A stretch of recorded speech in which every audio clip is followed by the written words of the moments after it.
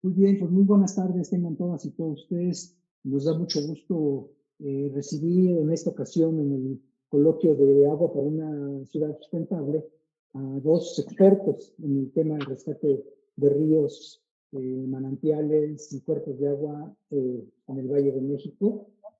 Ellos son el doctor Arsenio González, que es investigador del Instituto Mora, y al doctor, a ver si no me equivoco, Itzcuautli Zamora, del investigador del Instituto Belisario Domínguez. Eh, Como ustedes saben, en este coloquio que coordina la maestra eh, Laila Estefan, inminente doctora por la UNAM, dentro de poco estaremos celebrando su doctorado. La idea de este panel en particular es discutir propuestas y proyectos específicos sobre la posibilidad de rescatar distintos cuerpos de agua desde un enfoque interdisciplinario, como ya es reconocido con mucho consenso.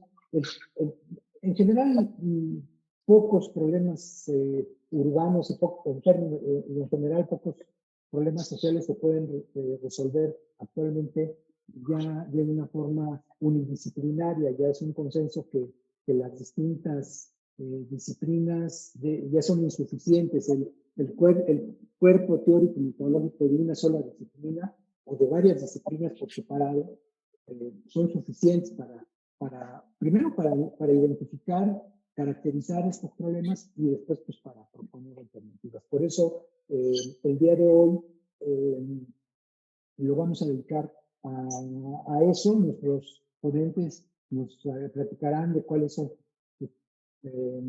perspectiva para tener casos específicos de qué se puede hacer en estos momentos con lo que tenemos, con los recursos, con experiencias académicas, profesionales que se han hecho ya, que son considerables, para pues, mejorar la salud eh, ecológica de nuestro Valle de México y, por supuesto, como que pueden ser replicables en otros lados del país.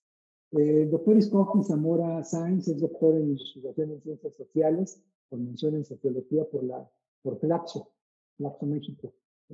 Tuvo su licenciatura en sociología y la maestría en antropología social, en los dos por la UNAM. Sus principales líneas de investigación son el estudio de los conflictos ambientales desde una perspectiva relacional, la participación ciudadana en la reconstrucción del espacio público y la gestión integral de recursos hídricos. Itzcuautli, muchas gracias por aceptar, por estar con nosotros. Bienvenido a este coloquio que esperamos que de ahora en adelante sea tu casa. Muchas gracias, doctor Delgado, por la invitación. Muchas gracias por estar aquí en el PUEC, una organización, una institución de la UNAM a la cual le tengo mucho aprecio. Muchas gracias.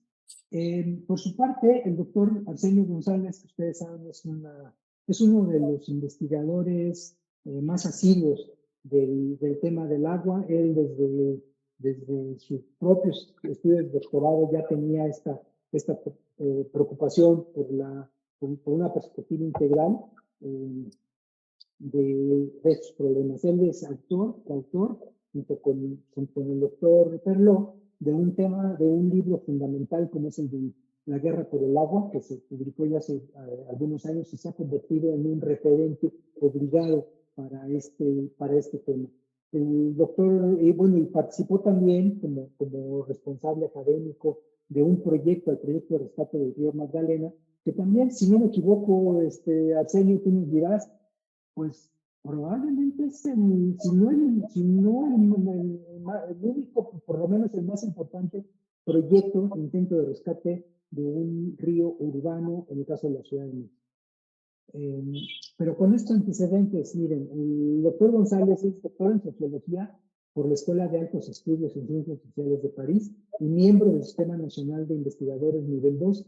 En el año 2008 fue coordinador metodológico, aquí está lo que estaba comentando, coordinador metodológico del Plan Maestro de Rescate del Río Magdalena, y en el año 2010 coordinó la evaluación sobre la política de acceso al agua potable en el Distrito Federal realizada por el PUEC UNAM para el Consejo de Evaluación de Desarrollo Social.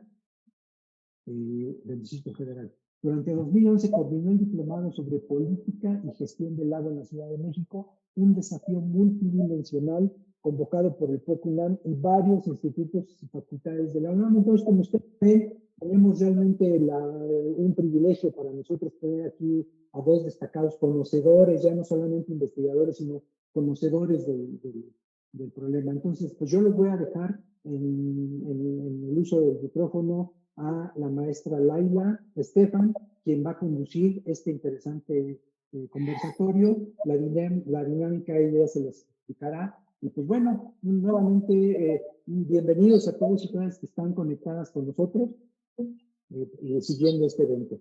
Y la mejor de las discusiones para esta tarde. Muchas gracias, doctor Delgado, y muchas gracias a los asistentes de la sesión del día de hoy. Y pues bueno, vamos a comenzar. Adelante, doctor Arsenio González. Comenzamos con usted, por favor.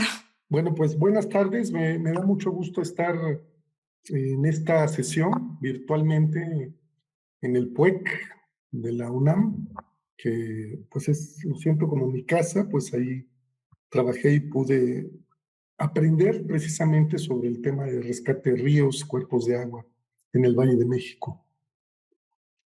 Quisiera empezar, el doctor Zamora y yo hemos planteado este conversatorio, esta plática, en 4 partes. Primero, vamos a hablar de qué es la Cuenca de México, o sea, de una manera muy sucinta, porque no es solo un contexto, no nada más es el contexto donde se da el rescate de los cuerpos de agua, sino tiene una cierta característica muy peculiar que condiciona dicho rescate. En segundo lugar, vamos a hablar de qué son los cuerpos de agua en el Valle de México, cuáles son los modelos de rescate o de intervención en estos ríos, lagos, manantiales, barrancas. Y en tercer lugar, vamos a hablar sobre cuáles han sido las visiones de conjunto para intervenir en el rescate de la hidrología del Valle de México. Y en cuarto lugar, discutiremos, platicaremos sobre algunos casos, sobre algunos ejemplos, sobre algunas intervenciones que están ocurriendo y que nos parecen importantes. En este cuarto punto, en este cuarto lugar, le daremos la palabra a algunos colegas investigadores e investigadoras que están participando en un debate que tenemos, que estamos coordinando Cuautli Zamora y yo, para tratar de tener una panorámica del rescate de los cuerpos de agua en el Valle de México. Esas son las 4 partes. Entonces voy a dar inicio. No sé si se puede proyectar un breve PowerPoint que hice para hablar sobre qué es el Valle de México, qué es la Cuenca de México. Todos sabemos, solamente voy a decir lo que ya sabemos todos, pero es importante decirlo para situar este debate.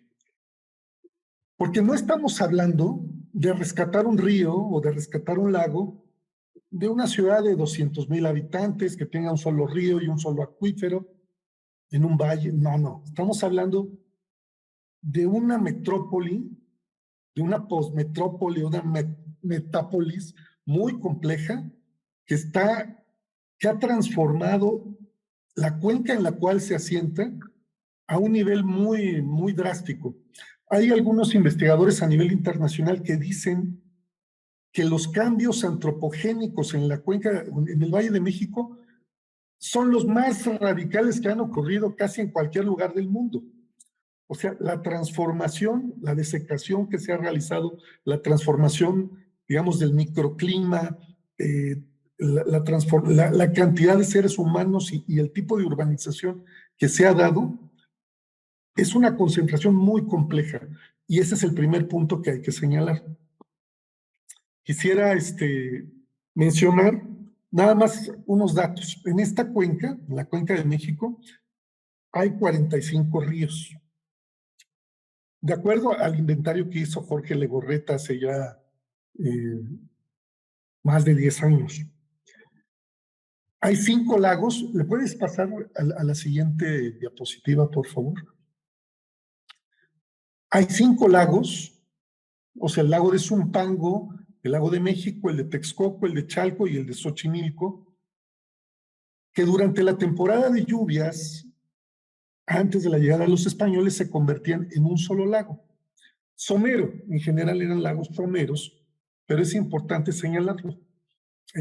Eran navegables, en algunos puntos existía un canal que cuando era temporada de secas, era lo que permitía llegar desde el sur hasta el centro. Pero bueno, vamos avanzando. Otra cosa, en este valle, en el Valle de México, hay 4 grandes acuíferos. De acuerdo a la Comisión Nacional del Agua, estaría el acuífero de la zona metropolitana, el acuífero Chalco-Amecameca, el acuífero de Texcoco y el Cuautitlán-Pachuca. O sea, son 4 grandes acuíferos, como decíamos, 45 ríos y 5 lagos grandes, para mencionar simplemente la magnitud de lo que estamos hablando. Ahora sí, podemos avanzar, por favor, a la siguiente.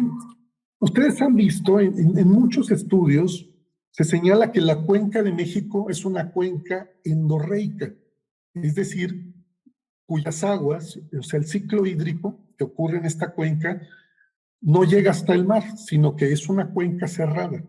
Bueno, eso es un decir, porque naturalmente, es cierto, a través de millones de años, era una cuenca endorreica, pero desde principios del siglo XVII se abrió con el Tajo de Nochistongo que construyeron los españoles, y es una cuenca que deriva hacia la vertiente del Golfo de México. O sea, las aguas, este túnel primero y después que se convirtió en un tajo, al derrumbarse y abrirlo, fue la solución que dieron los españoles a las inundaciones que ocurría en México, en la capital virreinal. Como solución, sacaron el río Cuautitlán hacia el norte de la cuenca, hacia la cuenca vecina, que actualmente es la cuenca del río Tula.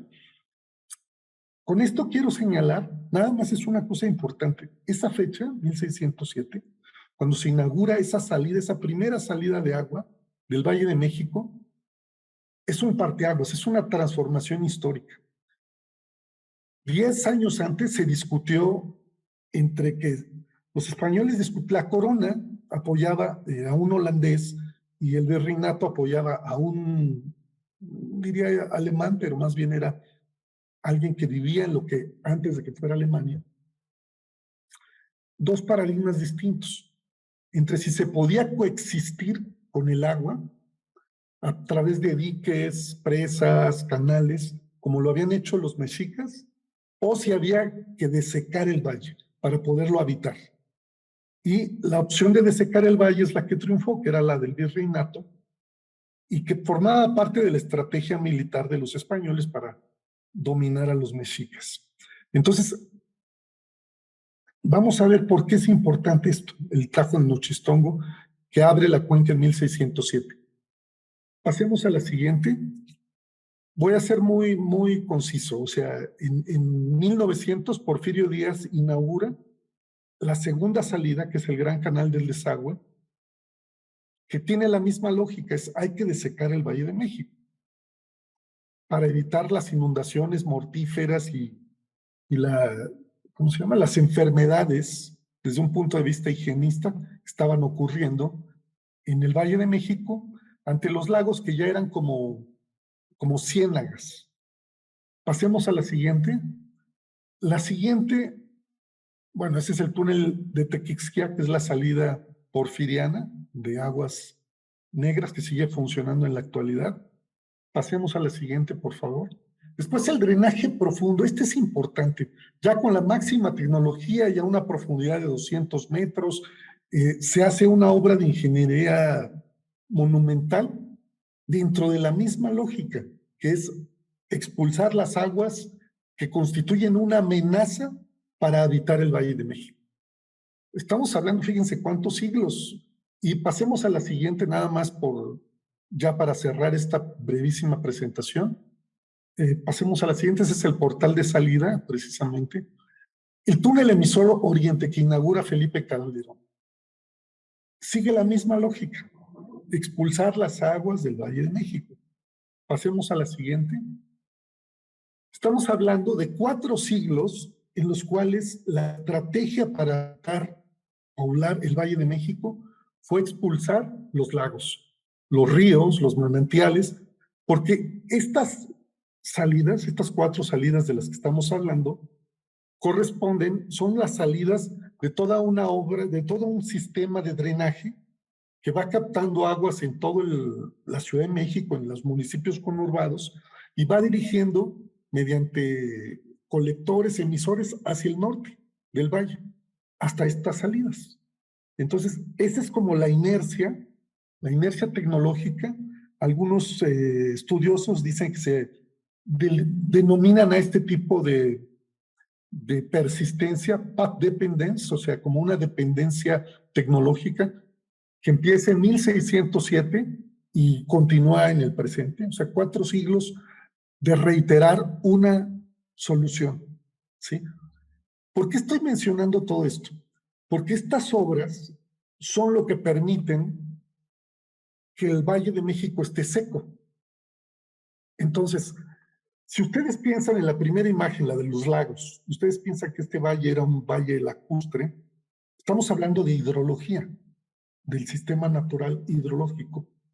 Y cuando hablamos del sistema de drenaje y de todos estos emisores, túneles y sistemas de expulsión, estamos hablando de hidráulica, o sea, de un sistema artificial humano para expulsar la hidrología que está en el Valle de México. Entonces, esta tecnología, a lo largo de 4 siglos, ha generado que el Valle de México sea lo que conocemos hoy, un valle seco, con algunos supervivencias de ríos, que la mayoría fueron intubados, con algunos manantiales ya controlados, como pozos para captar agua, con algunas reminiscencias de lagos. ¿Pero qué significa?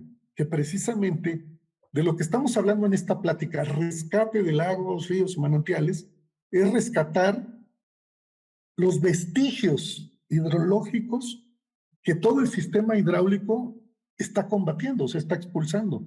Y no es algo que sea cuestión del pasado. Si estos sistemas dejaran de funcionar, es cuestión de unos cuantos meses o años para que se reconstituyan los lagos y toda la hidrología natural. Entonces, esta ciudad persiste mediante una especie de equilibrio de lucha contra la naturaleza constante. La expulsión de aguas, como el centro de la ciudad ya se hundió y está ahora por debajo del nivel del lago de Texcoco y de la salida, pues implica bombeo. O sea, sacar toda esta agua no se va por una pendiente natural, sino que implica todo un gasto de energía eléctrica. Entonces estamos hablando de que la desecación del Valle de México es un trabajo de 4 siglos artificial con el cual todavía estamos luchando. Y lo que resta, que son esos vestigios, esos ríos, esos lagos que quedan, o las inundaciones, son eso, las reminiscencias de esa hidrología. Si estamos pensando rescatar lagos, etcétera, lo primero que tenemos que pensar es, ¿y si frenamos este modelo? ¿Y si detenemos esta hidráulica que está expulsando el agua? ¿Cuál sería el equilibrio entre rescatar esa hidrología, pero que no sea amenazante, o sea, que no nos inunde, que no nos destruya, que no nos perjudique?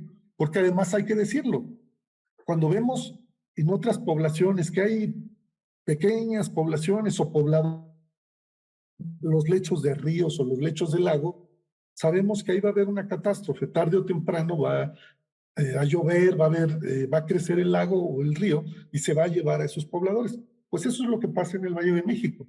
Estamos habitando lechos de lagos, lechos de ríos entubados, es decir, estamos construyendo un riesgo históricamente y a un costo muy alto. Bueno, ese es el primer gran tema y me gustaría leer así muy brevemente, fíjense, aquí lo tengo,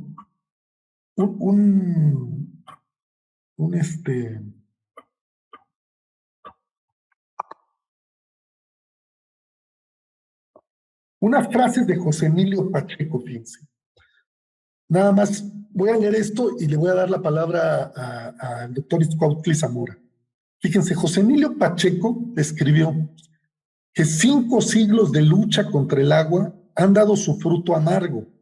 Nadie puede creer que en el horror actual hubo lagos y ríos. Hoy los cuadros de José María Velasco y los otros pintores del paisaje se dirían productos de la imaginación. José Emilio Pacheco señalaba que parece literatura fantástica leer que la capital tuvo un puerto, San Lázaro, que el presidente Juárez se halló en peligro de ahogarse al zozobrar el vapor que lo conducía a Texcoco, o que hay una carta de Pedro Enrique Sureña en que narra a su joven amigo Alfonso Reyes su travesía en lancha del Zócalo hasta Xochimilco. Esas remembranzas literarias nos sitúan en este paisaje, en esta transformación que a lo largo de 4 siglos han transformado este paisaje de manera radical. Bueno, voy a cederle la palabra al doctor Zamora para que nos platique sobre estos vestigios, estos relictos de agua, ríos, lagos, manantiales. ¿Cuáles son los desafíos de quienes queremos rescatarlos? ¿Y cuáles son los modelos nacionales e internacionales de rescate que se han discutido y que serían aplicables? El doctor Zamora estuvo en el equipo de integración, formó parte del plan de rescate del río Magdalena y él, en ese momento, siendo muy joven, planteaba esta diferencia entre lo que es rehabilitar un río o restaurar un río. Izcuautli, adelante. Muchas gracias, Arsenio, que, oye, ya me hiciste sentir viejo cuando estaba joven. Hay que seguir sintiéndonos jóvenes en espíritu para rescatar a los ríos, Arsenio. Buenas tardes nuevamente a todas y a todos, a toda la audiencia.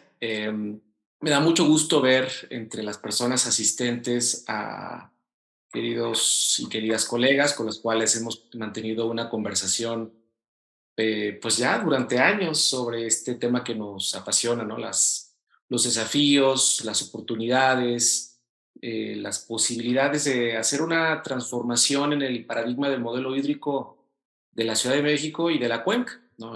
Veo a Erika Aguilar que en algún momento de la conversación nos va a exponer su conocimiento, aunque sea de manera muy, muy sucinta, muy apretada, del Canal Nacional, un proyecto que me parece es muy importante de conocer y difundir.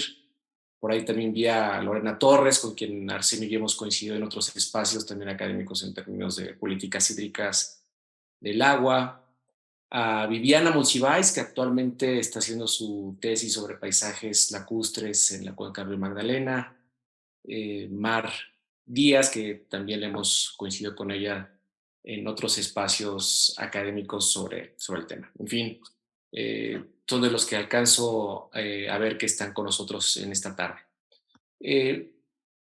Solo me gustaría, por ejemplo, Arsenio, antes de entrar a esa parte de los modelos, resaltar 2 cosas que me parece que son muy importantes y que pueden establecer una articulación con el segundo momento de la charla que hemos preparado para esta tarde. La primera, aunque ya mencionaste que este cambio de la cuenca ha sido un cambio, una transformación secular, o sea, de siglos. Solo hacer un pequeño acento de que este cambio también está desde la época prehispánica.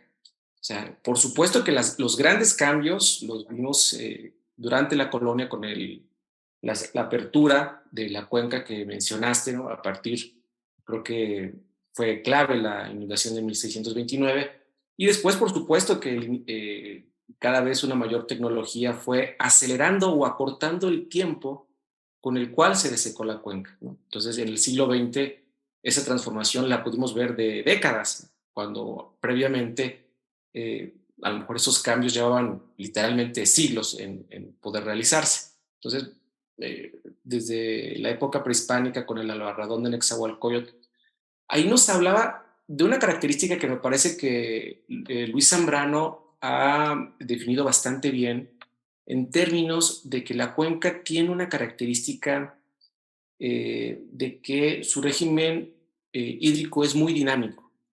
Mencionaste, por ejemplo, de que los lagos eran someros. Y él, en esta idea de que el régimen hídrico de la cuenca es muy dinámico, habla también, por ejemplo, de los ríos, cómo el volumen o el caudal se transforma mucho si estamos en la temporada de lluvias o estamos en el estiaje. Y recordarás que cuando estábamos en la coordinación del plan maestro y estábamos buscando establecer también una red, pues no solo nacional, sino internacional, y planteábamos lo que estábamos haciendo en este proyecto, a veces en la conversación que establecíamos con otros colegas de otras latitudes, nos colocaban en un modelo o la necesidad de reconstruir todo este contexto con el cual abriste, porque cuando hablamos de rescate de ríos urbanos, como que para muchas personas, por supuesto, principalmente extranjeras, pues tenía en la mente el río Támesis, el Sena, el Danubio, y nosotros nos estamos refiriendo a otros sistemas socioecológicos con esta característica, que en la temporada de lluvias podría generar una amenaza a los asentamientos urbanos por desbordamientos, pero en el estiaje algunos de ellos hasta se secaban. Entonces, esto generaba una dinámica que con todo el grupo de trabajo de la Facultad de Ciencias y de la Facultad de Ingeniería, o sea, se colocaba como uno de los aspectos a considerar para poder establecer algún proyecto de recuperación. Tener en cuenta este proceso tan dinámico que ha caracterizado a la cuenca durante, bueno, su conformación, por lo menos desde que hay asentamientos humanos aquí. Sí, sí, adelante. Sí, nada más para abonar en lo que estás diciendo, recuerda que hay algo así como el 70 o 80% de la precipitación pluvial en la temporada de lluvias ocurre en 12 aguaceros. O sea, que es uno de los grandes problemas para el desalojo de agua, pero tiene que ver con esa característica de la que hablas. O sea, el agua no solo está en los ríos o en los lagos, el agua está en las nubes y en las precipitaciones. Y si tienes como una concentración de lluvias en 12 aguaceros, pues tienes todo un problema para almacenar, captar, etcétera. Pero tiene que ver con eso que estás diciendo, con el régimen pluvial.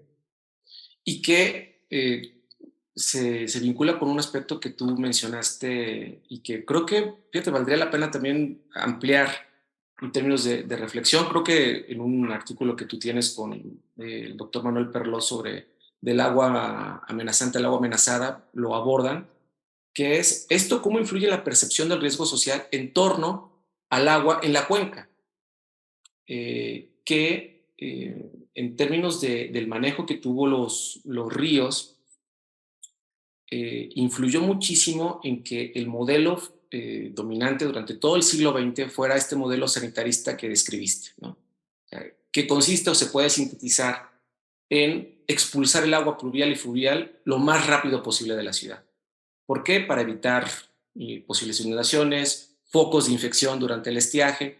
Entonces, la percepción del riesgo en las primeras décadas del siglo XX implicaba esa relación con los ríos.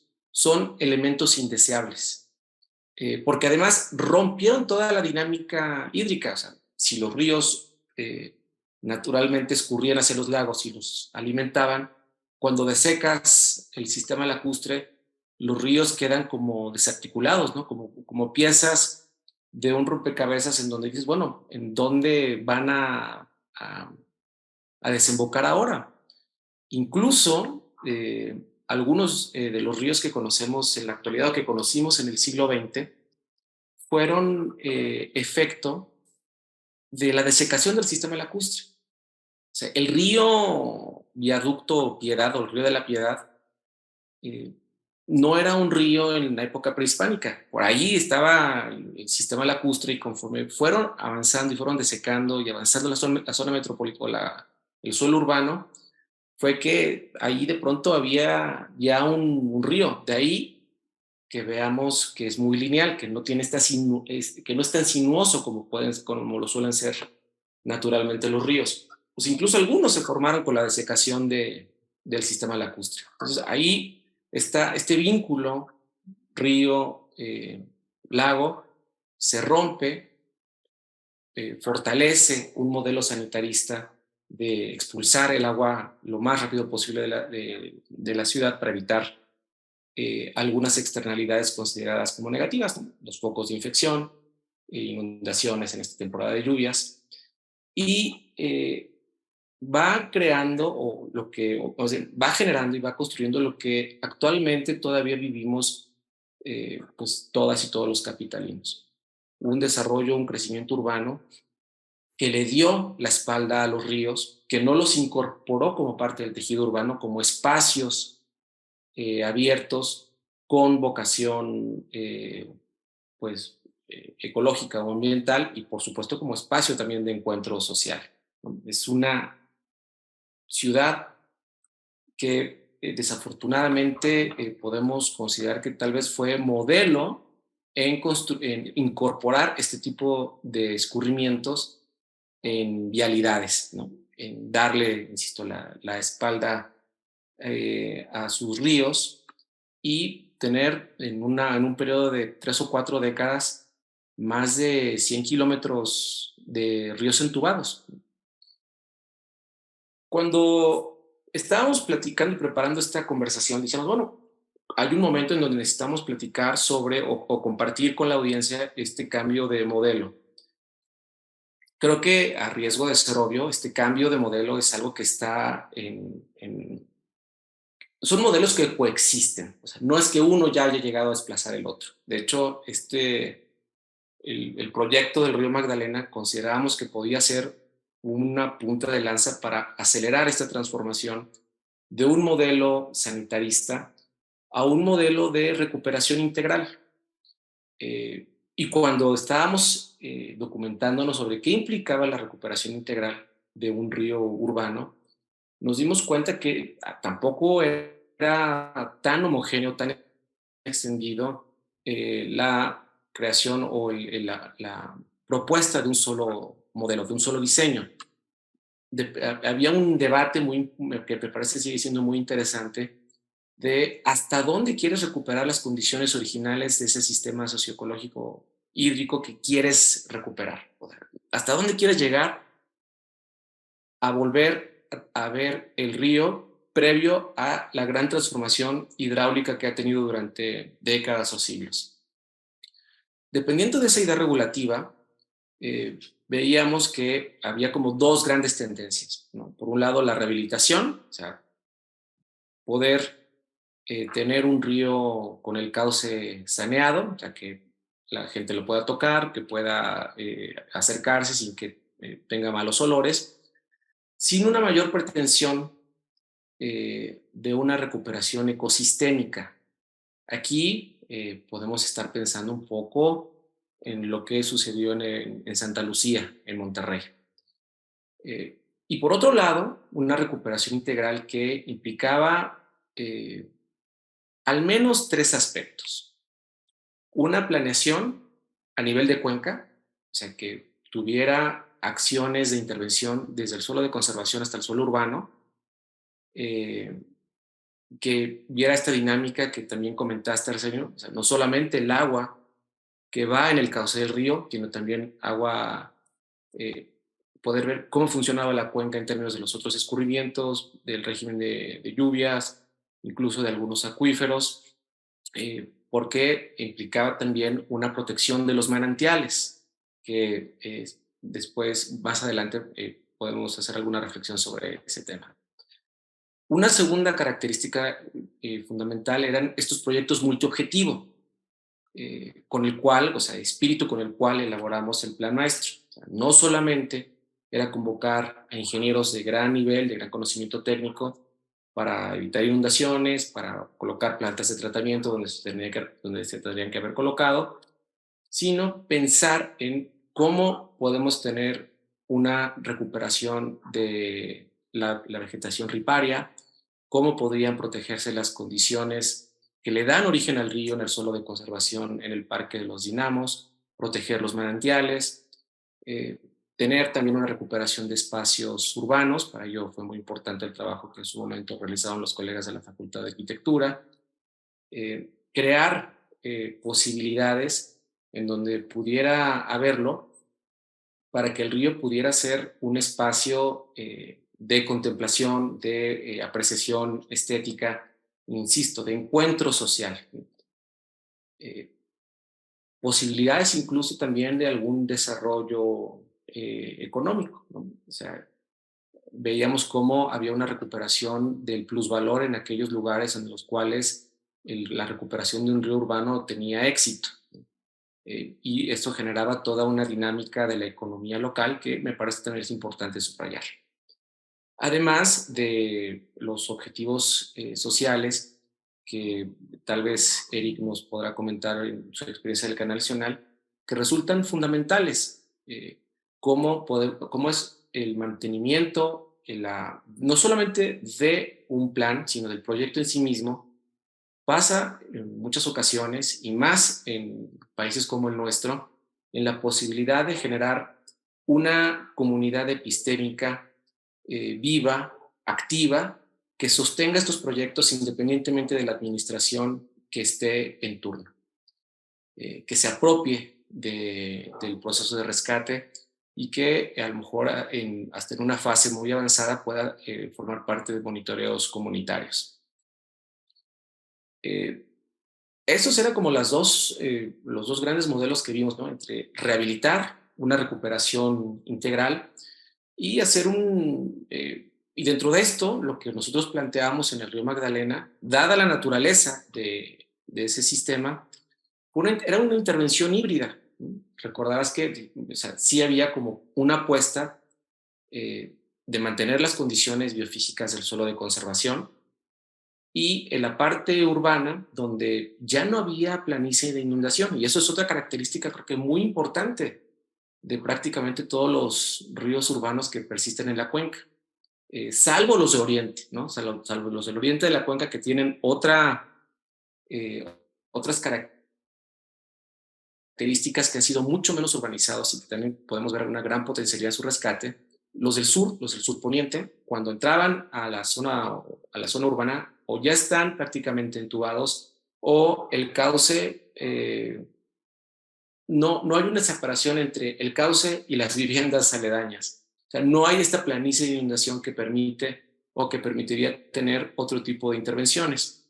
Entonces, aunque trabajábamos a nivel de cuenca, ¿te acuerdas que, y compartimos con la audiencia, que la unidad de planeación nos llevó a un modelo híbrido, donde la cuenca era para el suelo de conservación y utilizábamos un criterio arquitectónico paisajístico de 200 metros a cada uno de los lados del cauce, como una zona buffer para plantear la intervención en la zona urbana. Y estos 200 metros los vimos en varias intervenciones de río urbano en Estados Unidos a partir de estudios de percepción del paisaje, donde después de esos 200 metros empezaba a disminuir la identificación y la valoración que tenían las comunidades locales con respecto a ese cuerpo de agua. O sea, entre más se alejaba, había una menor identificación y un menor involucramiento y disposición a formar parte de estos procesos de rescate. Entonces, en suma, vemos cómo durante el siglo XX hay un predominio de este modelo sanitarista que en el caso de los ríos los entuba y los transforma en vialidades. Y vemos en los últimos 20 años, 30 años, la emergencia de un paradigma alternativo que tiene a su vez diferentes vertientes o versiones, ¿no? Que va desde un exhorto casi de tipo político, cuando se habla de rescate, se empieza a concretar técnicamente con decir vamos a rehabilitar, y una propuesta mucho más ambiciosa y multiobjetivo, que sería la recuperación integral, que está en el ambiente, que está ya como en el catálogo de políticas públicas de manejo hídrico en las ciudades, pero que no termina de desplazar al modelo sanitarista, ¿no? O sea, que son modelos que coexisten y que claramente en la cuenca podemos ver cómo están desde 2 o 3 administraciones capitalinas.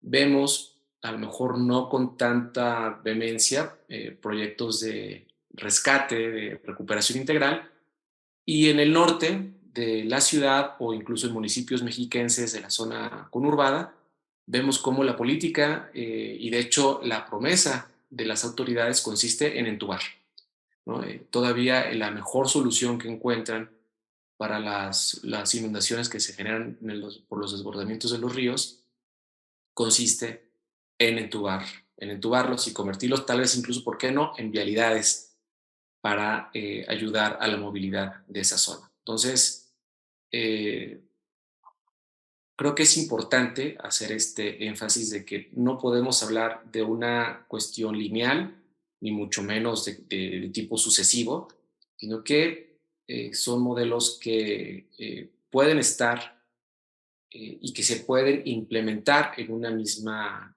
cuenca, lo cual refleja todavía la presencia muy fuerte de incluso todo un gremio eh, hidráulico que considera que las mejores soluciones son las que se han hecho en el pasado, porque han tenido efectivamente cierto éxito, solo que a partir de ese éxito se han generado nuevas problemáticas como las que hemos visto aquí en la Ciudad de México. Con esa idea concluiría este segundo momento, Arsenio. Muy bien, gracias. Solamente quisiera añadir a eso que estás diciendo, fíjate. Si toda la obra hidráulica de la que hemos mencionado tenía como objetivo proteger a la ciudad de inundaciones, expulsar el agua, las aguas negras, las aguas pluviales, se supondría que donde no hay esa obra hidráulica habría una mayor vulnerabilidad o un mayor riesgo de inundación. Y lo que hemos visto en años recientes es que justo donde hay esa infraestructura, pero que no ha tenido mantenimiento o que está obsoleta o que ya tiene muchos años, es donde se han reventado colectores o interceptores y se han generado grandes inundaciones en Chalco o en Valle Dorado o en el Estado de México. Entonces, este mismo sistema hidráulico, por falta de mantenimiento, genera otro tipo de riesgos por estar a la población que está alrededor, porque está donde hay una obra hidráulica. Digo, no se puede generalizar, pero hay que señalarlo, porque todo esto, como decíamos, todo este sistema hidráulico fue construido a través de siglos, y entonces todos sus componentes tienen edades distintas. No todo fue construido en el siglo XX o en los últimos 20 años. Pero bueno, cerramos esta segunda parte y voy a mencionar de manera muy breve cuáles identificamos. A ver, tú me vas a decir si se me está escapando alguna. Yo identifico 4 grandes visiones para rescatar la cuenca en su conjunto. O sea, hay múltiples casos de rescate, por ejemplo, del Canal Nacional, de Río Magdalena, de Lago de Texcoco, de manantiales en el suelo de conservación, que son iniciativa de ciudadanos o de comunidades, que van de abajo hacia arriba y que después los gobiernos las retoman y participan, digamos, toman esos rescates cuya iniciativa es ciudadana o comunitaria. Pero vamos a ver las visiones de conjunto. Después veremos esos casos así puntuales. yo identifico 4 grandes visiones. A lo mejor se me está yendo la de Nabor Carrillo o alguna por ahí. Pero si yo dijera, veo primero la de Jorge Legorreta. O sea, Jorge Legorreta, durante décadas, estuvo pugnando por el rescate de los ríos del Valle de México y de los lagos. Arquitecto, o sea, pionero, hizo una obra, o sea, un atlas, donde hizo el inventario de los 45 ríos con fotografías, describiéndolos, hizo mapas. Fue de los primeros que hicieron los mapas donde se veía la urbanización actual y la silueta del lago y de los ríos, ¿no?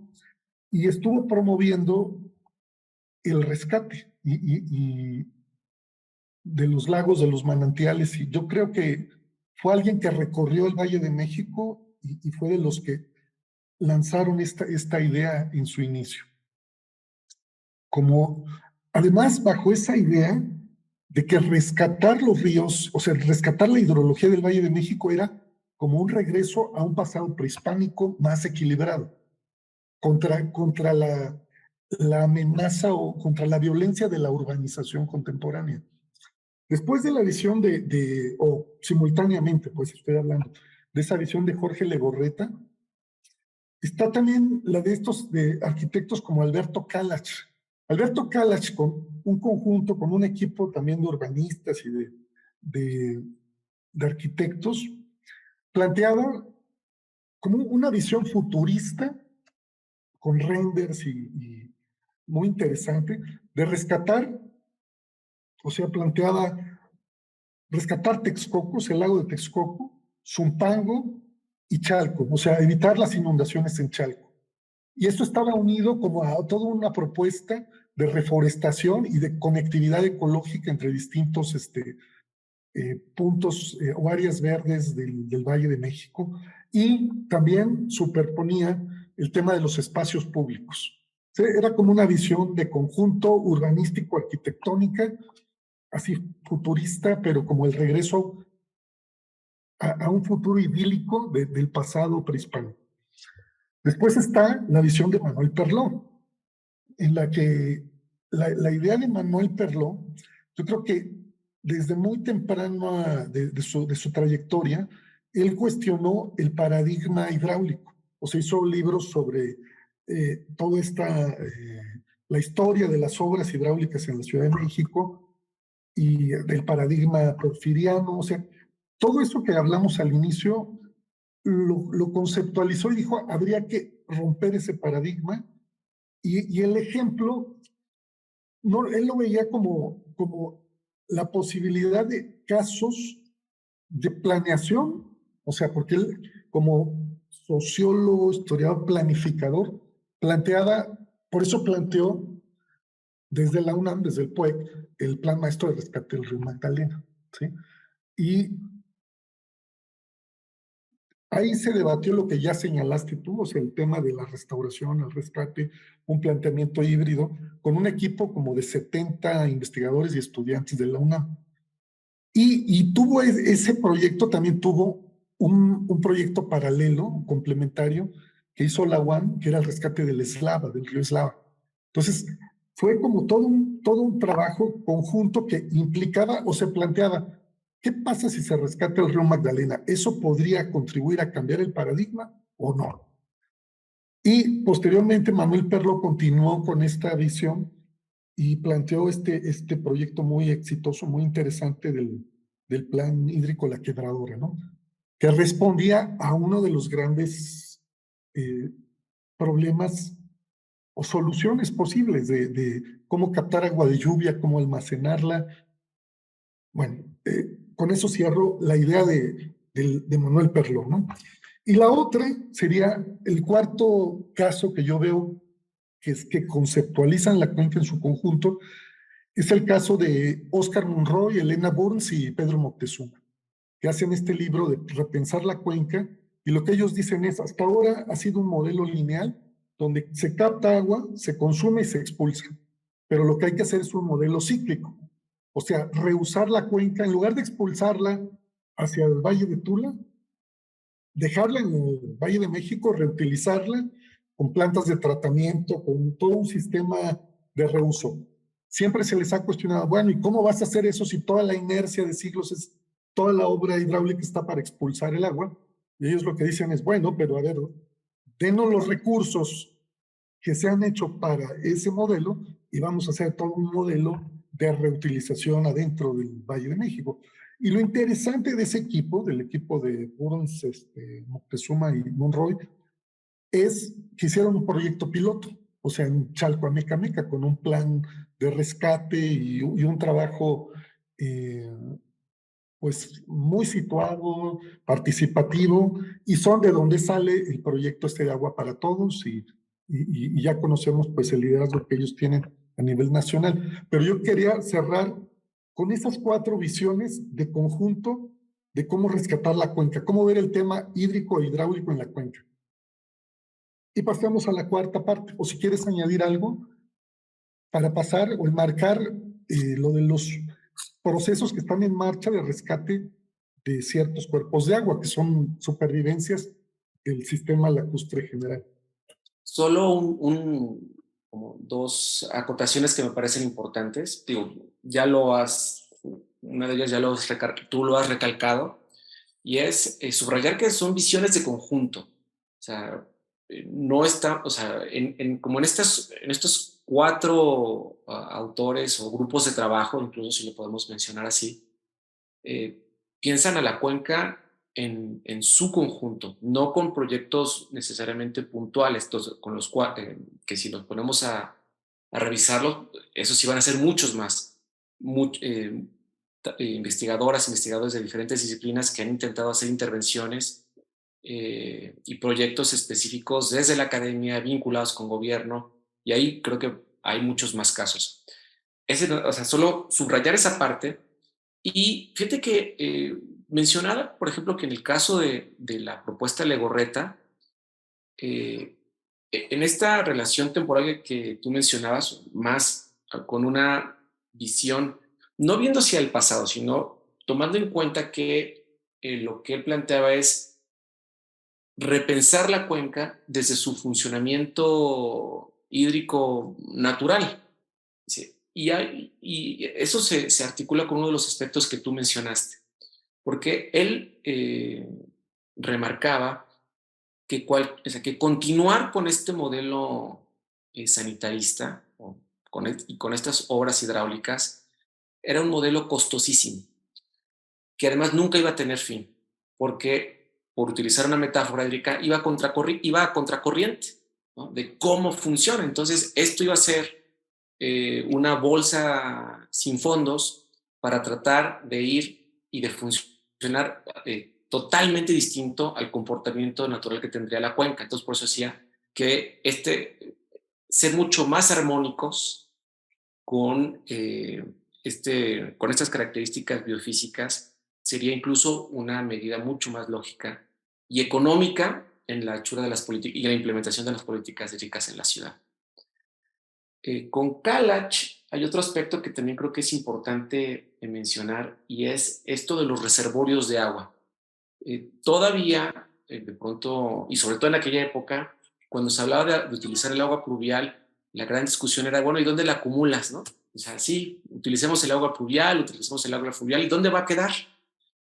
Y por eso creo que era muy interesante su propuesta de, bueno, estos relictos, estos vestigios de los lagos pueden convertirse en estos reservorios naturales que nos permitan enmarcar en toda la cuenca un proceso lógico de recuperación de los ríos.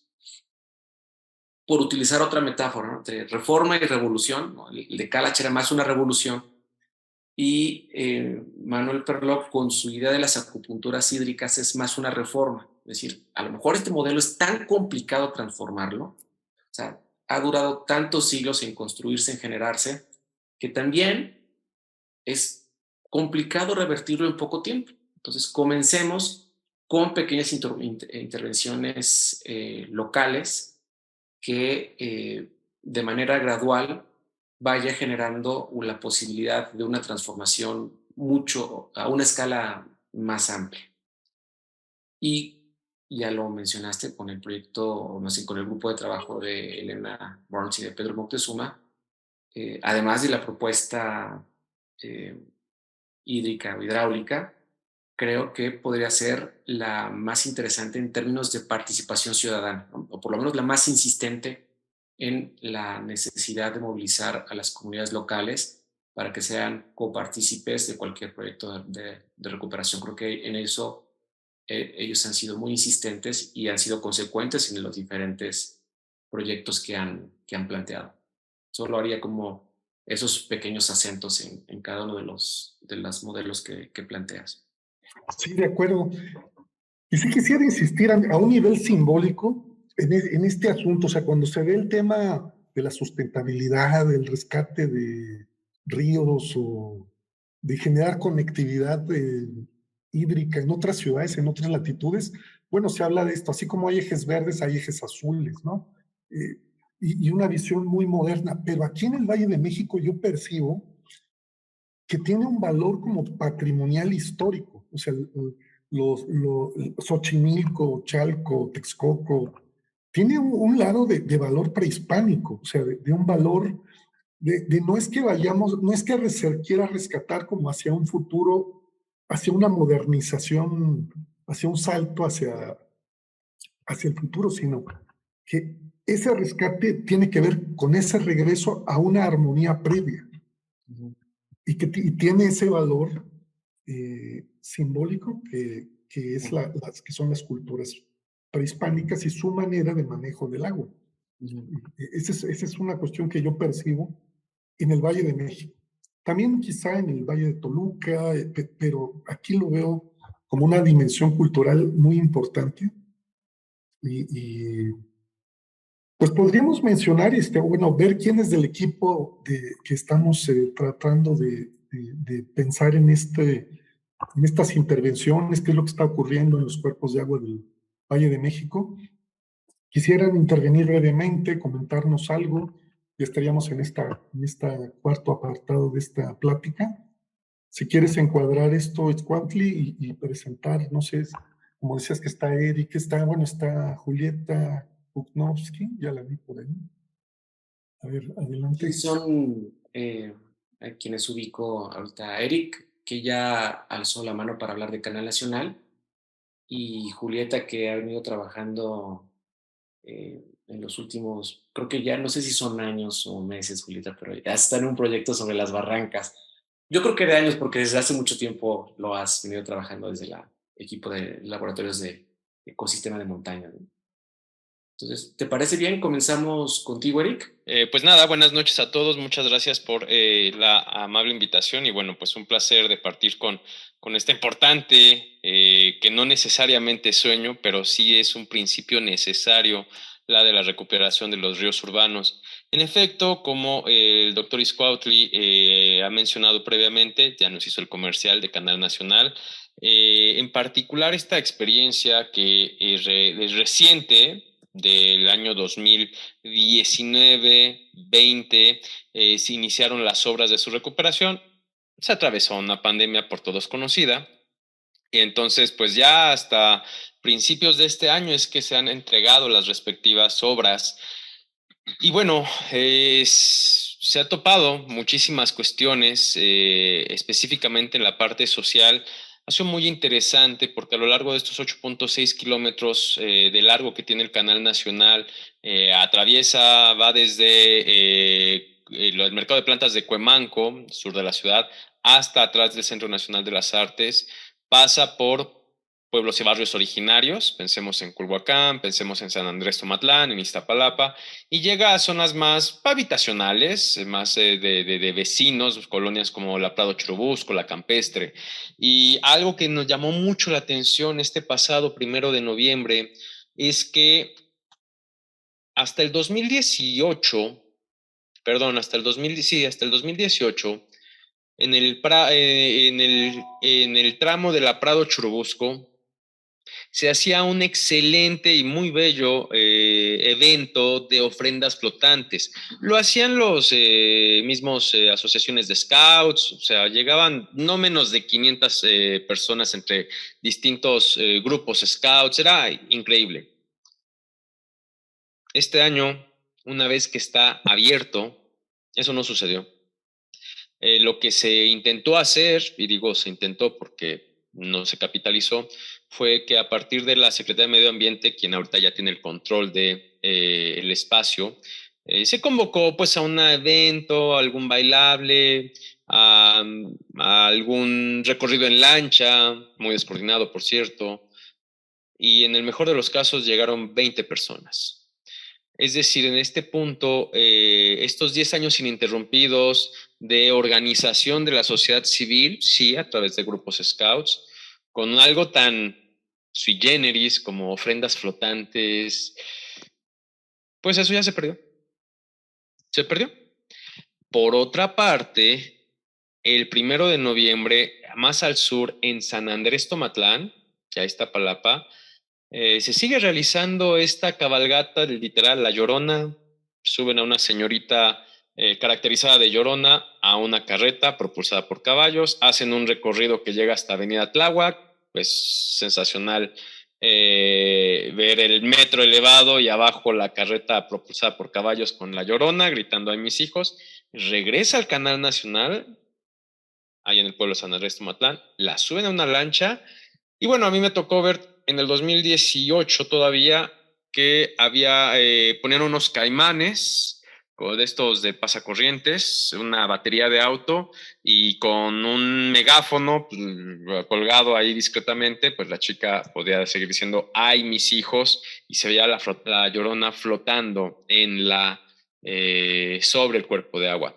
Ahora en el 2022, tras la recuperación y saneamiento del Canal Nacional, pues bueno, ahora lo que hacen, incluso hay hasta más producción, un reflector de afuera de los bordes del Canal Nacional y una grabación para, pues, la voz, yo asumo que no terminaba nada bien la voz de la chica que personificaba a la Llorona. Entonces ahora sí era una grabación y literal, flotando sobre el Canal Nacional en ese tramo de San Andrés Tomatlán.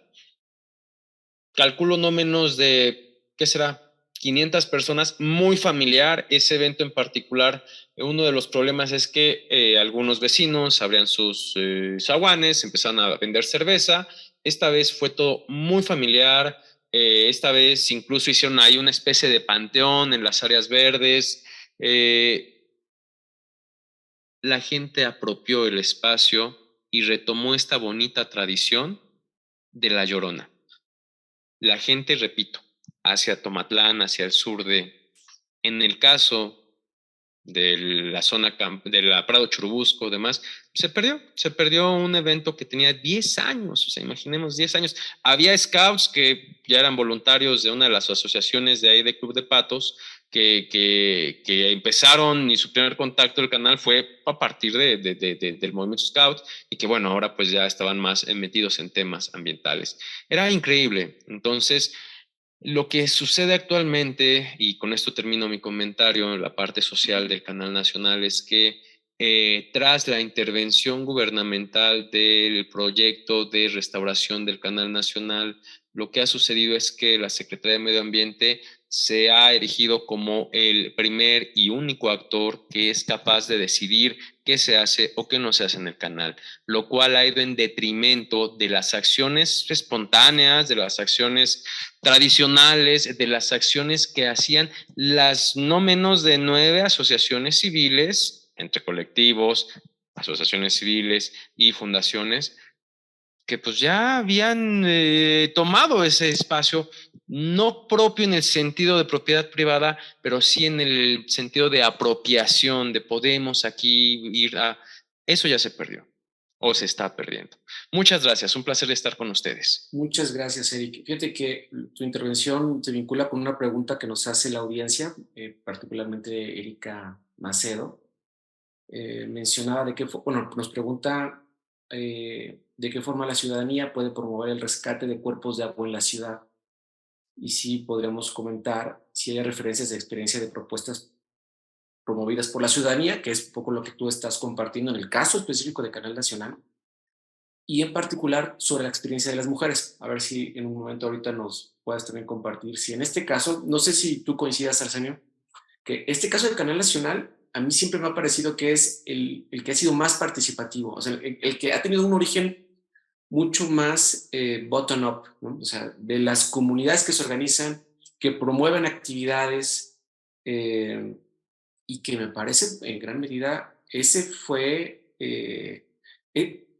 o sea, que estemos hablando de actividades de comunidades locales por más o cerca de 10 años, es lo que permitió que la actual administración lo tomara ahora como el cuerpo de agua a rescatar, ¿no? En Canal Nacional, ¿no? Como el referente posiblemente de intervención a un cuerpo de agua artificial, el canal, ¿no? Pero como un proyecto bandera, vamos a decirlo así. Y solamente una pequeña, muy pequeña reflexión como parte de este diálogo. Creo que hay un dilema en términos participativos. Creo que, Eric, tú por ahí has encontrado como en Canal Nacional hay un capital social que es lo que ha logrado impulsar el proyecto, pero también son capitales sociales que implican la construcción de consensos a lo largo de mucho tiempo. Y ahí hay un dilema en la política pública, un dilema a resolverse, porque los costos de transacción para que un proyecto sea participativo son muy amplios y van a exceder cualquier periodo administrativo. O sea, van a ir más allá de los 6 años. Tal vez tan solo tengamos 3 o 4 para que la gente se ponga de acuerdo con qué quiere enfrente de su casa, qué es lo que quiere en ese tramo del canal o de un río. Y los tiempos de la administración son otros, ¿no? Ellos quieren que haya construcción de obra, que haya, y se entiende, o sea, por supuesto que es parte de cómo se puede organizar un presupuesto, quién lo va a destinar, también no hay que ser ingenuos, puede tener esto una rentabilidad política en otro tiempo, o sea, en otro momento, y pues, por supuesto quieren que su administración haya obra, pero a veces los tiempos de la participación ciudadana, los costos de transacción que implica aprovechar ese capital social o construirlo, creo que exceden en mucho los periodos administrativos y eso genera un dilema en este tipo de proyectos. No diría solo en la cuenca, ¿no? Por supuesto que en la cuenca, pero a nivel nacional y en sistemas políticos como el nuestro, en donde hay una desconfianza muy fuerte también hacia las instituciones políticas. No sé cómo lo ves, Arsenio, cómo lo ves, Eric, antes de que Julieta nos pueda compartir un poco una reflexión sobre las barrancas. Sí, no, es muy interesante. O sea, el denominado Canal Nacional, pues es un canal prehispánico. Era un canal navegable, o sea, que venía desde Chalco, o sea, Xochimilco, subía por lo que es actualmente La Viga, o sea, el canal de La Viga hasta lo que es la Merced, o sea, y ese es bueno, ya fue declarado patrimonio histórico, y en 2004 debe tener una historia mucho mayor de participación, pero en 2004 es cuando los vecinos de Prado Churubusco y de otras zonas de por ahí se organizan porque había demasiado lirio, había mosquitos y empieza toda una participación de abajo hacia arriba que dura pues décadas, o sea, menos 2 décadas de trabajo constante, como dice, de scouts, de asociaciones civiles, y que incluso son quienes hacen la crónica, el rescate histórico, todo. O sea, los mejores libros que puedes ver del Canal Nacional son hechos por cronistas, por un arqueólogo, por gente que está muy comprometida con ese cuerpo de agua. Y bueno, también ha sido eso, ha sido estar presionando al gobierno para que participe, invierta y bueno, es una cuestión de equilibrios entre cómo puede participar un gobierno sin desplazar la participación social, ¿no? Eso es clave, es un tema clave, como tú lo has dicho. También fue en el proyecto del Río Magdalena y seguro en Texcoco también, en los proyectos de Manos a la Cuenca o del plan de rescate de Texcoco, ahí hay también todo un dilema, ¿no? Pero bueno, sí, o sea, no hay una solución y todo tiene que ver con periodos y coyunturas, ¿no? que hay que pensar eso. También los rescates no es que se rescate de una vez y para siempre un río o un manantial, sino tiene sus etapas, sus fases, y a veces habrá ocasiones en que todo está mejor, luego se abandona, luego se regresa, y hay que verlo también en esa duración no instantánea, no momentánea, sino larga, ¿no? Pero bueno, adelante. Adelante, Eric. ¿Quieres agregar algo? En efecto, este punto nodal que menciona el doctor Arsenio, en qué momento el Estado impulsa, en qué momento el Estado apoya, en qué momento el Estado patrocina incluso las obras, fondea, y en qué momento se excede e inhibe y se vuelve un monopolio el espacio público, porque bueno, yo ya pagué 220 millones por una remodelación para que sea mi obra emblemática en temas ambientales. Entonces, es mi obra, ¿no? Entonces, esta lógica patrimonialista de un Estado, ¿dónde deja o cómo inhibe, dónde deja parada a la participación ciudadana? Y bueno, estoy seguro que en los próximos años, como bien lo comentó el doctor Izcuautli, hay un proyecto del lago Tlahuajico que pues bueno, este va del orden federal. Canal Nacional fue del gobierno de la Ciudad de México.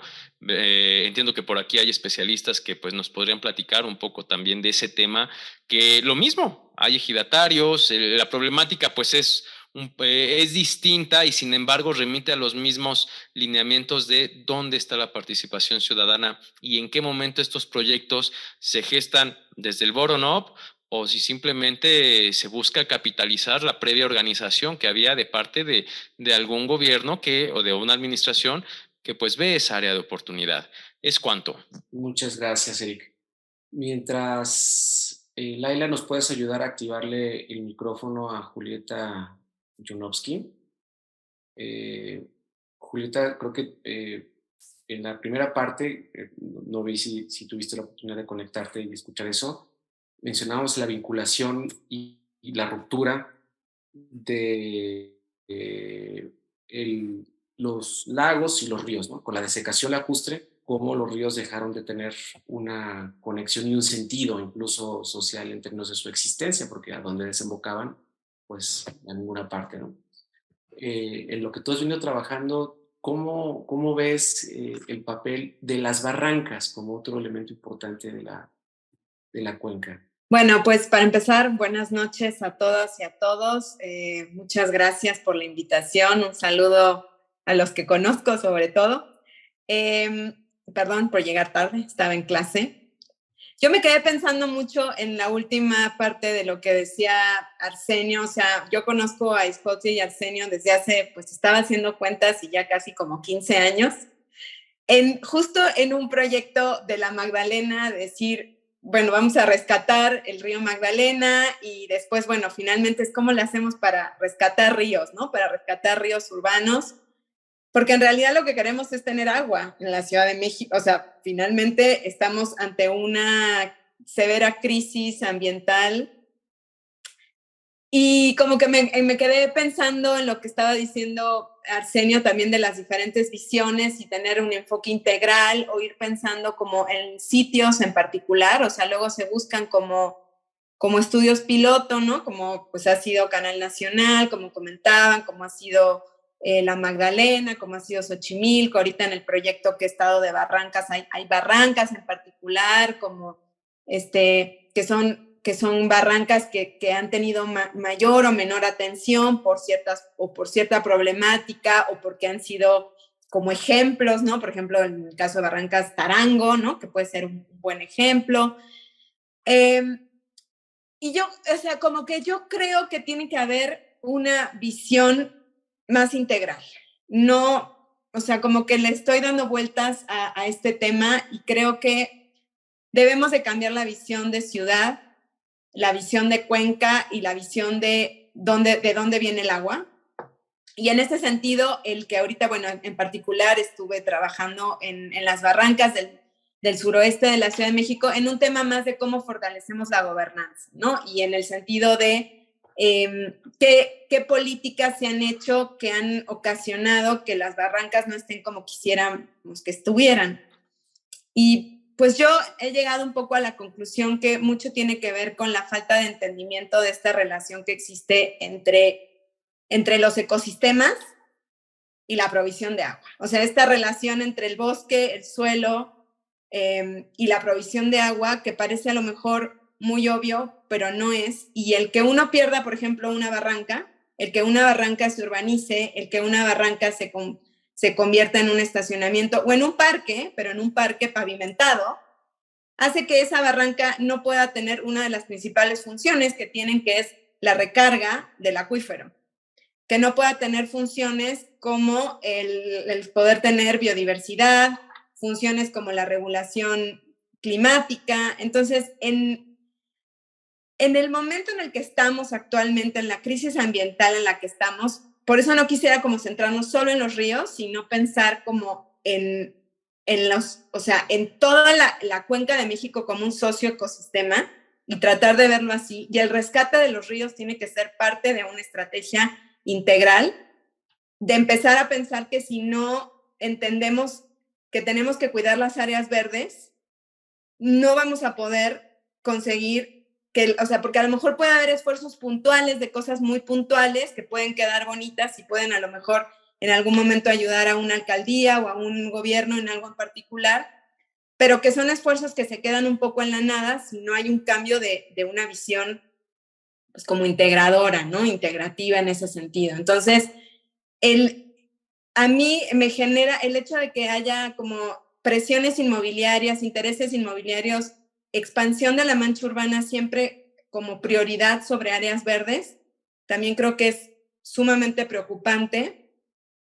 Y bueno, específicamente las barrancas, que era tu pregunta, pues han sido muy ignoradas. Hay barrancas que están un poco más protegidas o un poco más famosas, por decirlo así, pero en general las barrancas han sido muy ignoradas en la Ciudad de México.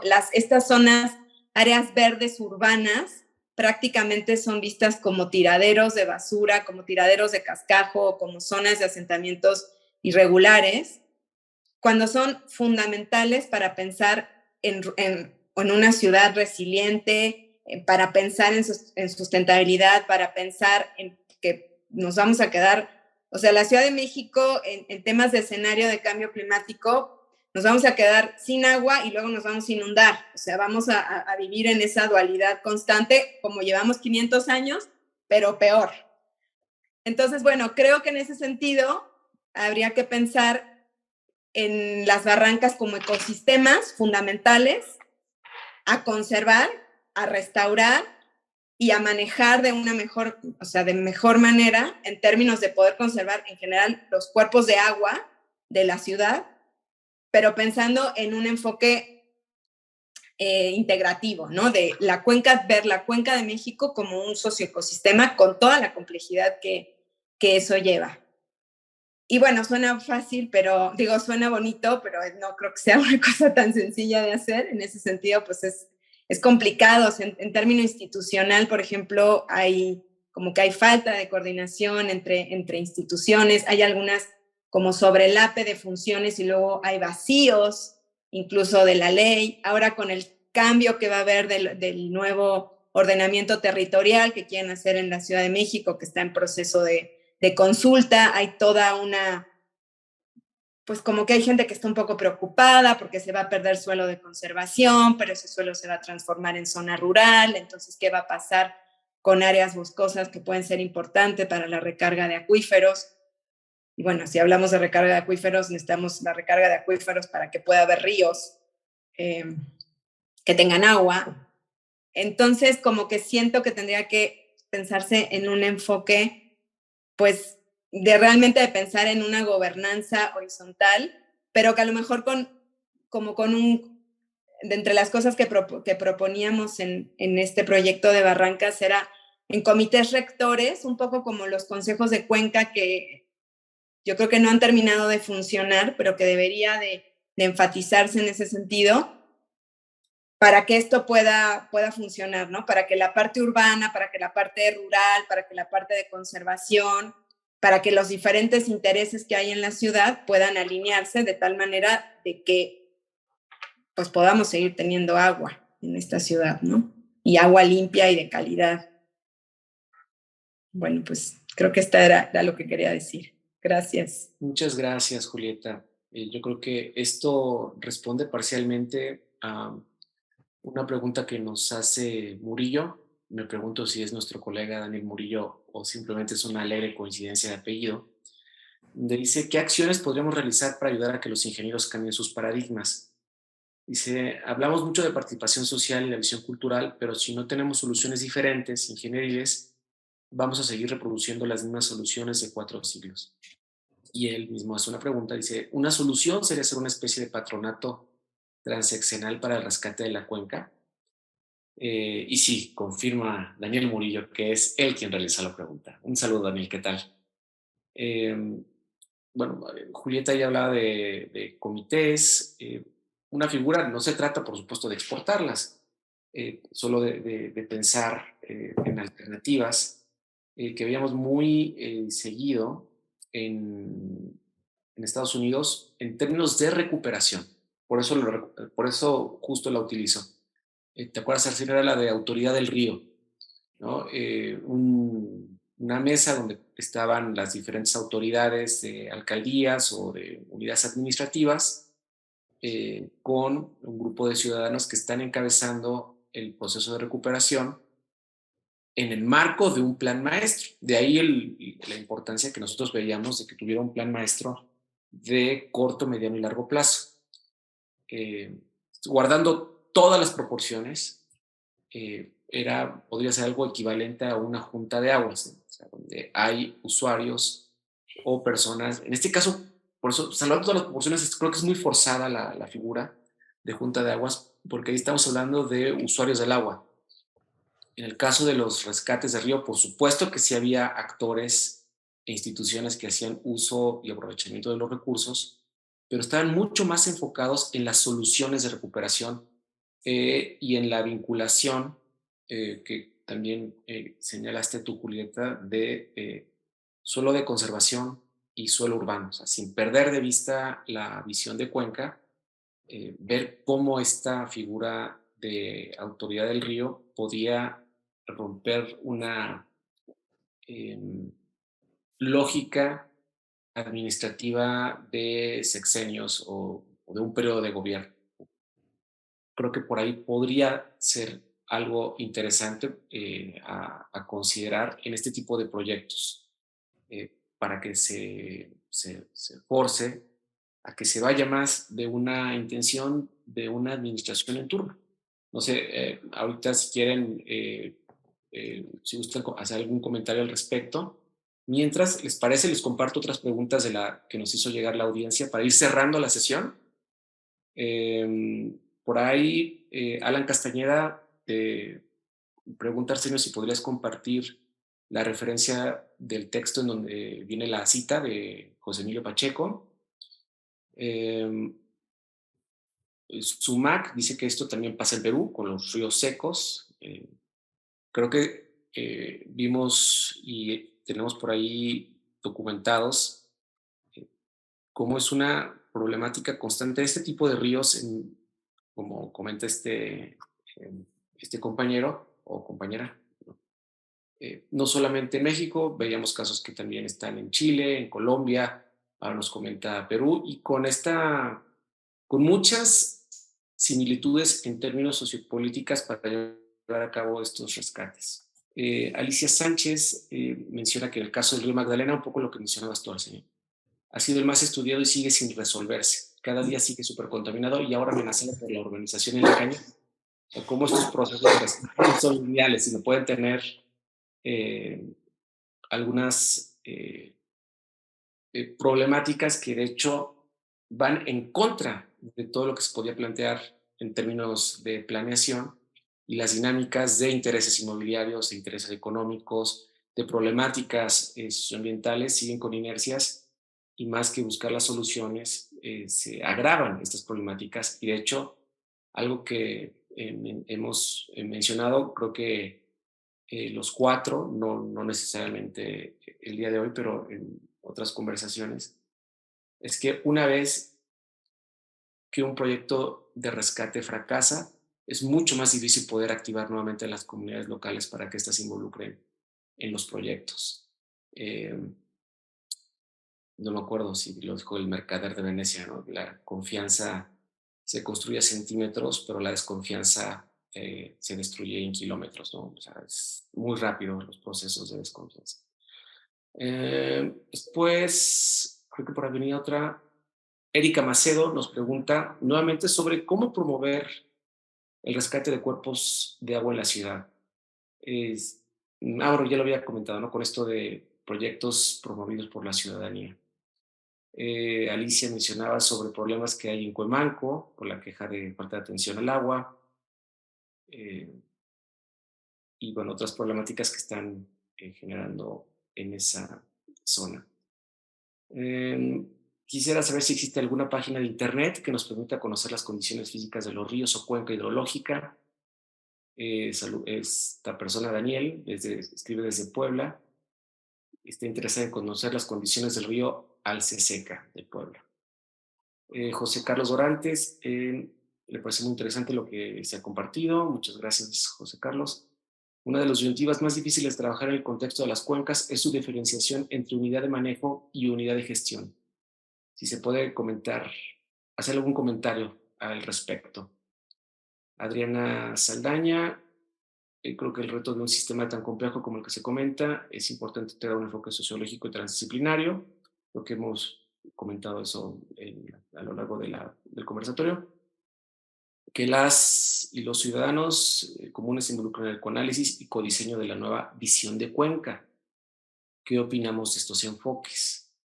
Lorena, ¿qué tal? Ya te había saludado, Lorena Torres Bernardino. Comenta que coincide en la visión integral que se plantea, un problema histórico del acaparamiento de ríos en la ciudad, viene acompañado en algunos casos de la precariedad habitacional y de territorialidad. Pienso también en el caso del río de la Compañía. Mi pregunta es, en este caso de integralidad, ¿conocen casos donde se haya hecho rescate y recuperación de ríos con el enfoque que ustedes han mostrado? Estas serían como las preguntas, ¿no? Como ahondar en experiencias sobre rescates con esta visión integral en la cual se ha insistido en el conversatorio el día de hoy. Plantear sobre estos enfoques de coanálisis o transdisciplinares, donde la ciudadanía participa en el codiseño de una nueva visión de Cuenca, sobre estas alternativas que se pueden tener para lograr una recuperación que vaya más allá de las administraciones y de soluciones reiteradas de un enfoque o un paradigma de ingenieril que se resiste a transformarse.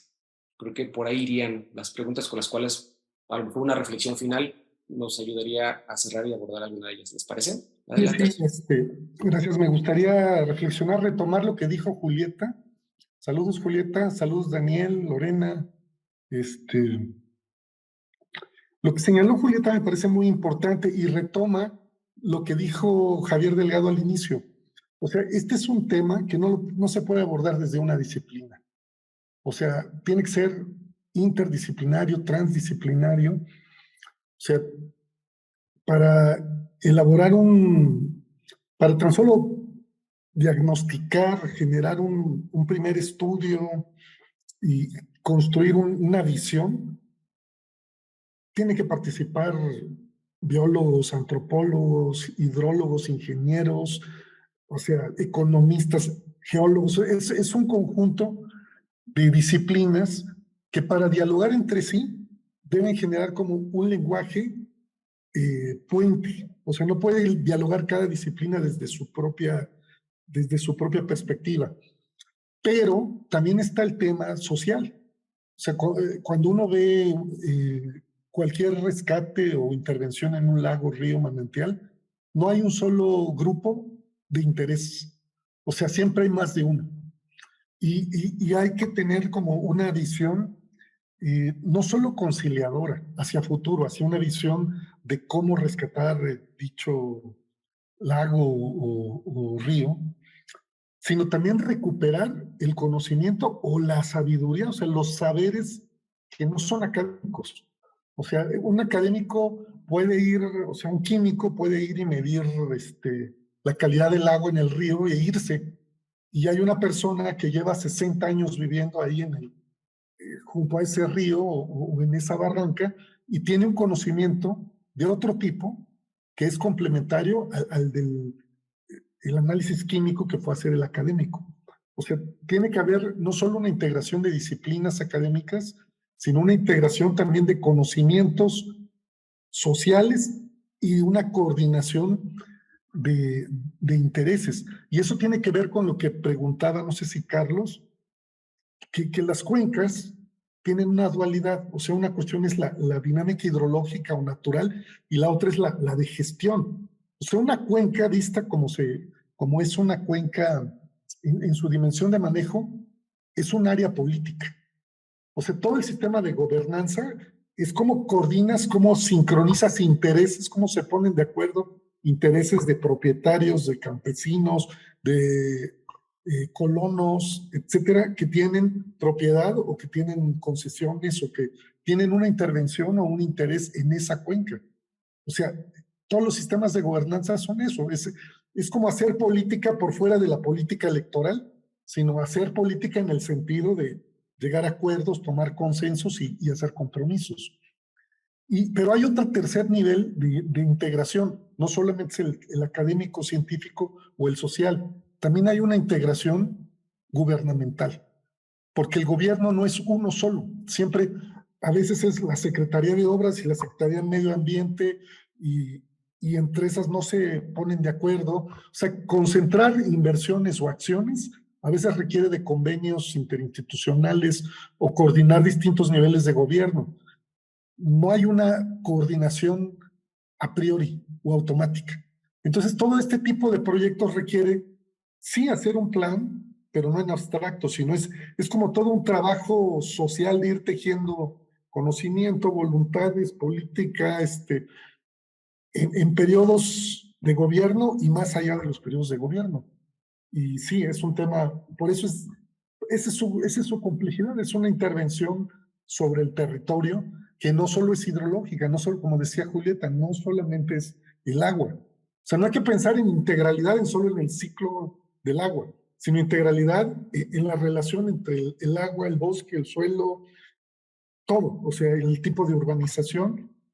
Recuerdo cuando fue para mí una sorpresa, pues, por no conocer de otras disciplinas, entender que un río no solo es un flujo de agua, o sea, un río es un flujo también de suelo, ¿no? Entonces, ya eso te implica al menos dos disciplinas ahí. Y luego, entonces, los deslaves y toda la erosión tienen que ver, y entonces tiene que ver con los usos que se le da al suelo de donde vienen los escurrimientos. O sea, todo es complejo, como bien decía Julieta, y yo creo que sea cual sea la visión, tiene que tener esta integralidad, además de ver la unidad de la cuenca y sus diferentes formas de gobernanza. Y la referencia sobre José Emilio Pacheco era una antología donde venía como discursos, cuentos, entonces era una antología publicada por Editorial Era, pero no tengo exactamente la referencia así, pero no debe ser difícil conseguir. ¿Agregar alguna idea para ir concluyendo? Yo quería agregar, me quedé igual pensando en uno de los comentarios que habían dicho hace ratito, que sí hay que cambiar esta idea de que el agua viene de la llave, ¿no? O sea, ¿de dónde sale el agua? De la llave. Uno abre la llave y sale agua y sin entender todos estos procesos. Y que los ríos, como bien dice Arsenio, pues no solo es agua pasando, ¿no? Sino todo lo que implica, y por eso la importancia del enfoque de cuenca, incluido también la parte social. Y sí creo que estamos como que sí es muy importante un enfoque multidisciplinario, interdisciplinario y transdisciplinario, porque sí partimos de de paradigmas diferentes. O sea, justo me tocó hace un año trabajar en un proyectito de rescate de un, bueno, yo digo rescate, de recuperación de un humedal. Bueno, para mí era un humedal, para los ingenieros era un vaso regulador y para los arquitectos era un parque.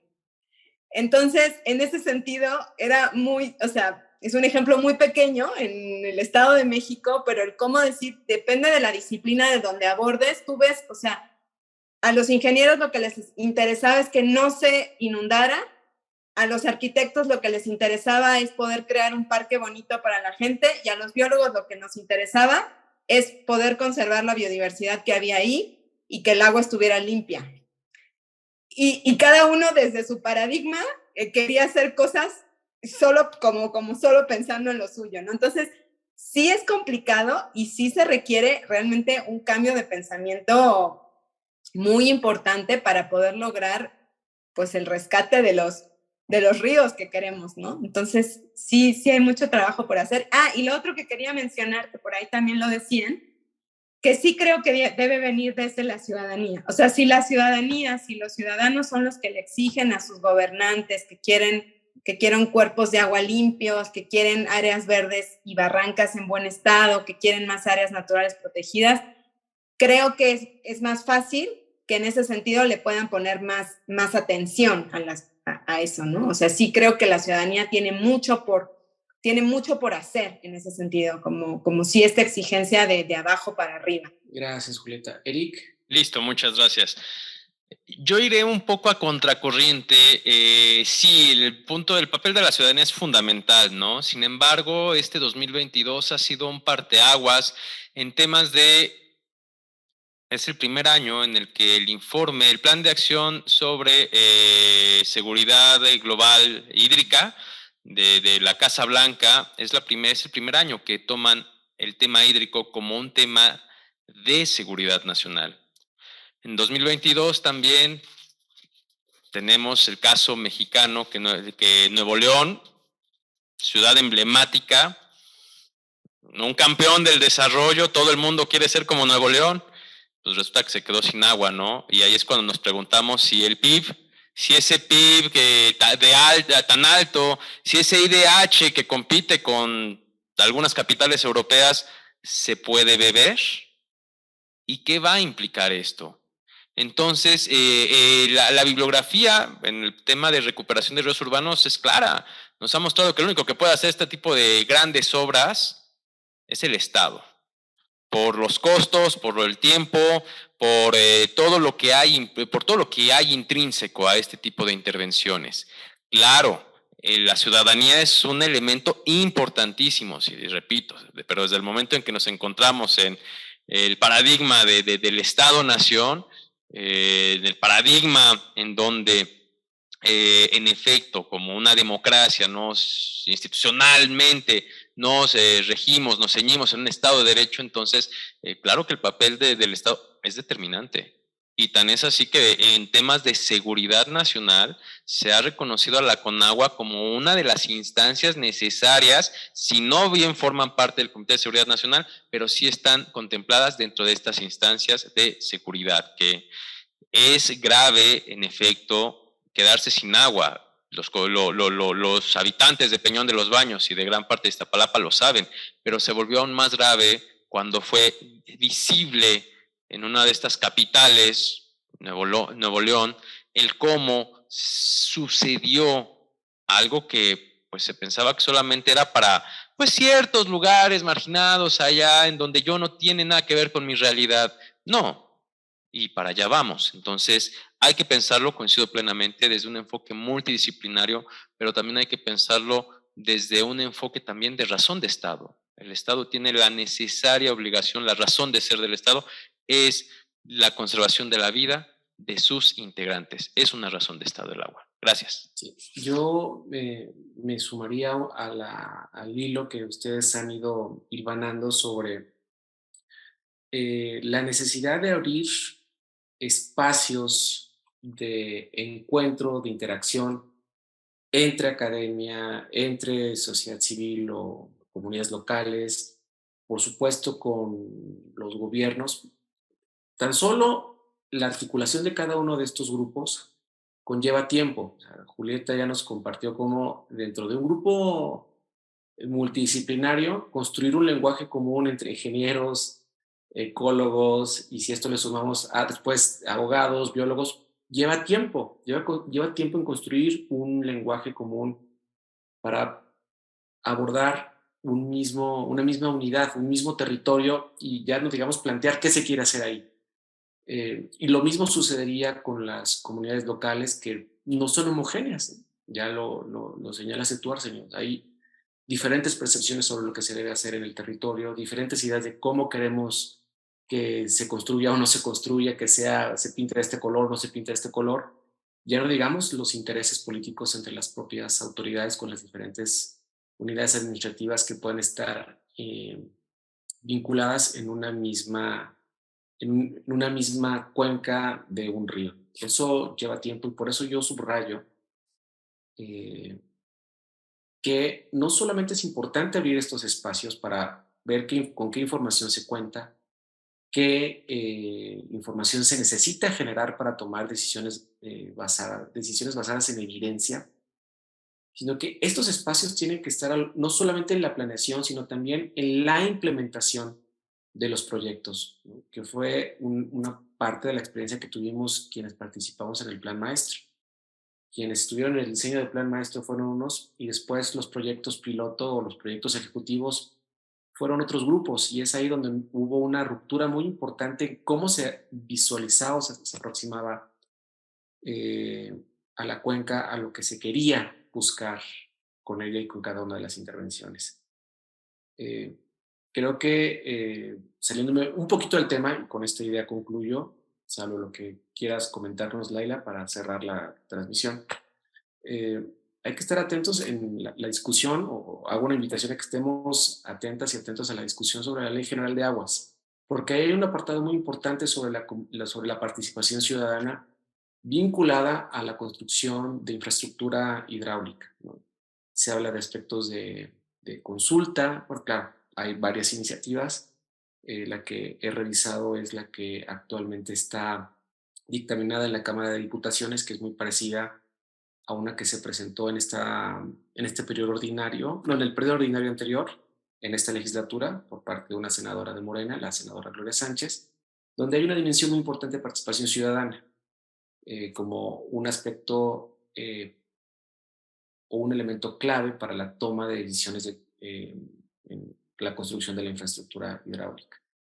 Creo que hay quienes estamos o tenemos un compromiso con este tipo de temas, con la recuperación de ríos urbanos, con la transformación de un paradigma hídrico hidráulico. Necesitamos estar al pendiente de cómo puede ser esta nueva normatividad que se plantea como la sustitución de una ley de aguas nacionales que lleva muchos años vigente, y ver si esto efectivamente va a atender a lo que se hizo con la reforma constitucional del año 2012, o sea, que atiende al derecho humano al agua y que tiene unas bases de participación ciudadana que asume los costos de transacción para la toma de decisiones, pues en la búsqueda de un modelo alternativo que efectivamente nos lleve a una conservación y una protección de este líquido que, por caer en un lugar común, pues es fundamental e indispensable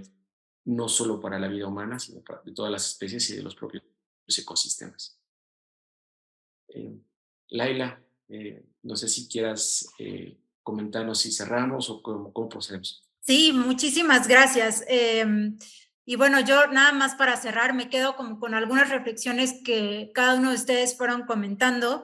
En primer lugar, cómo están interactuando estas propuestas que también ya nos describías tú, nos describía Arsenio, nos describía Eric, Julieta, cómo estas propuestas también tienen retos, no solo en términos operativos, digamos, ¿no? De cómo se podrían llevar a cabo, sino también en términos, diría yo, de interacción, que ya lo adelantó un poco, también lo adelantabas tú y Arsenio, en términos de interacción de distintos niveles de gobierno, cómo poner, ¿no? Ahí a discutir tal vez gobiernos locales, gobiernos estatales, gobiernos nacionales, en todo este tipo de propuestas, ¿no? Sobre todo pensando que el agua también justo una de sus características es que es un líquido, entonces no solamente se queda, por ejemplo, en la alcaldía Álvaro Obregón, sino que se mueve en distintos territorios que integran, por ejemplo, a la Ciudad de México, pero ¿por qué no pensar, por supuesto, en el caso del Estado de México, ¿no?